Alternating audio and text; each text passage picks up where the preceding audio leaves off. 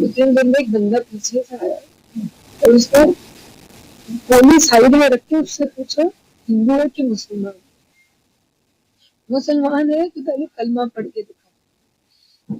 जैसे हमें पता ही नहीं, हम पीछे पलट के देखेंगे हो क्या रहा है, हम उसकी तरह स्माइल करके पूछे भैया क्या हुआ, अरे हिंदू है मुसलमान? मैंने कहा हिंदू, मार दे मार दे। पहली गन उसी पे चलाई, उसके बाद 70 लोगों को मार दिया। क्यों मार दिया? लोग अपना नीचे रेस्टोरेंट में बैठ गए तो चाय वाय पीने लगे। वो लोग ऊपर चले गए। ऊपर जाके एक प्लेन जगह पड़ती है, वहाँ पे वो रेस्टोरेंट में इसने बहू और बेटे ने कुछ स्नैक्स वगैरह लिए, वही खा रहे थे। तो स्नैक्स लेके खा रहे थे तो पीछे से 2 लोग आए, यही 2 आतंकवादी। उन्होंने पूछा किस जात के हो? जैसे मेरे बेटे ने बोला हिंदू, वैसे तुरंत गोली मार दी सर पे। अगर कोई गलती से ये कहता था कि हम जान बचाने के लिए कि हम मुस्लिम हैं, तो बोलते थे कलमा सुनाओ, कलमा पढ़ के। आपके बेटे को भी बोला गया था कि नहीं, हमारे बेटे को कुछ नहीं बोला, जैसा बहू बता रही है। उसको तो सिर्फ एक लाइन पूछा हिंदू हो मुस्लिम हो, जैसे उसने हिंदू बोला उसके सर पे मार दिया। तो मेरी जो बहू है उसका पूरा कपड़े रंग गए थे खून से। तो उसने कहा मुझे भी मार दो, वो चिपक गई, वो हट नहीं रही थी। तो उसने कहा नहीं, तुम्हें नहीं मानना है, तुम जाके मोदी को बताओ। हम लोगों के अंदर इतना ज़्यादा आक्रोश है, इतना ज़्यादा गुस्सा है कि हमने अपना एक भाई खो दिया है, और जिसको हम लोग भारत का जन्नत कहते हैं कश्मीर, वहाँ पर इस तरीके का कायराना हमला जो हमारे भाई के ऊपर हुआ है उसकी हम लोग घोर निंदा करते हैं। और सरकार से यही चाहते हैं कि इस पे इतना कड़ा एक्शन होना चाहिए कि पड़ोसी देश हो चाहे आतंकवादी हों, उनको पनाह देने वाले हों, सभी लोग उसको याद रखें। जैसे उन्होंने जो निर्मम हत्या करी है उससे बुरा हाल उनका होना चाहिए, सबका होना चाहिए। जिन्होंने जो भी इस भूमिका में शामिल थे उन सबका यही हाल होना चाहिए। परिवार ने एक बेटा खोया है, बहुत दुखद है, और जो इंसाफ होना चाहिए वो होना चाहिए। सरकार को सख्त कठोर कार्रवाई करनी चाहिए। तो ये किसी को पता नहीं था, यही था कि सेफ है सब कश्मीर। अब वहाँ पर टूरिज़्म बढ़ रहा था और अब अचानक से ही होगा, किसी को नहीं पता। मतलब वहाँ पर कोई सुरक्षा कर्मी नहीं था इन लोग को मदद करने के लिए या बचाने के लिए। जब पता है वो इतनी डेंजरस मतलब जगह है, वहाँ पर ऐसे आतंकवादी हमले हो सकते हैं, तो वहाँ पर सेफ्टी होनी चाहिए थी। शुभम के परिजनों को आपने सुना, एक बार फिर से तस्वीरें आपको दिखा देते हैं। जी न्यूज के पास ये नई तस्वीर है, खौफनाक हमले की ये ताजा तस्वीर आपको दिखा रहा है, जिसमें सामने से आतंकी पर्यटकों पर गोलियां बरसाते नजर आ रहे हैं। खालिद हमारे साथ जुड़े हुए हैं। खालिद, परिजनों की लगातार मांग यही है कि बदला लिया जाना चाहिए, लेकिन पहलगाम में इस वक्त क्या हालात है? आतंकियों को पकड़ने के लिए क्या कुछ एक्शन देखा जा रहा है?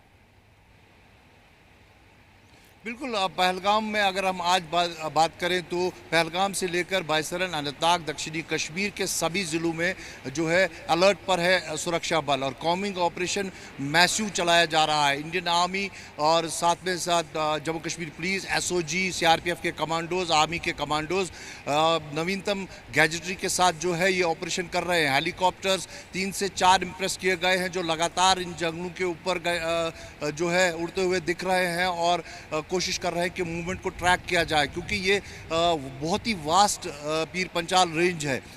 बायसरन जहाँ से हमला हुआ उसका एक कोना जो है गडोल से मिलता है, गडोल कोकरनाग से होते हुए छात्रों किश्तवाड़ पहुँचता है, और जो रूट बताया जा रहा है अभी तक, हालांकि इसमें और बदलाव हो सकता है, लेकिन अभी तक जो रूट सामने आया है वो किश्तवाड़ छात्रों का बताया जा रहा है कि वहाँ से आए हैं। काफ़ी समय पहले से रिकी हो रही थी इस इलाके की, लेकिन इस इलाके में सुरक्षा बहुत कम थी, ना के बराबर थी।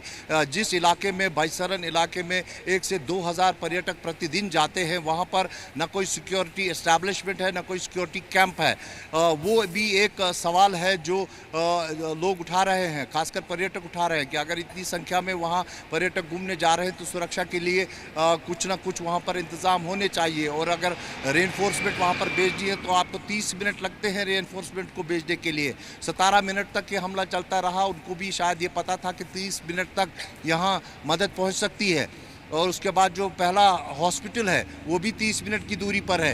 तो कहीं ना कहीं ये सारी चीज़ें पहले जांच ली गई थी, परख ली गई थी कि अगर हमें इतना बड़ा हमला करना है तो इसके इर्द गिर्द सभी चीज़ों को टटोला गया था, एक रिकी की गई थी कि कितना बिल्कुल उन्हें सब कुछ पता था और पूरी तैयारी के साथ आए थे। वापस आपका हम रुख करेंगे। विनय नरवाल की भी हत्या इसी जगह पर हुई थी जब वो अपने परिवार के साथ यहाँ थे। उनके ग्रैंडफादर से हमारे संवाददाता ने बातचीत की है, वो भी आपको सुनवाते हैं। दादाजी, बहुत ही मुश्किल घड़ी है, ज़्यादा सवाल मेरे पास नहीं है। कुछ आप अपने से जो कहना चाहते हैं, ये जो पूरी घटना हुई है, क्या कार्रवाई इस पे और कुछ? देखो, घटना का तो मुझे पता ही नहीं है, हमें तो बाद में पता लगा भाई ये तो आतंकी हमला हुआ है, होटल के ऊपर हुआ है। बाकी इसके बारे में तो ये है गवर्नमेंट जो है न्याय जो ऐसे आदमी हैं उनको सज़ा मिले सख्त से सख्त, जिन्होंने ये कार्रवाई की है। सरकार से क्या चाहता हूँ, सरकार से यही चाहते हैं भाई जो आतंकी हैं उनको पकड़ो और उनको सख्त सजा दो, बस यही हम चाहते हैं। अभी शादी हुई थी, कुछ आगे भी कोई किसी का नुकसान ऐसा ना हो।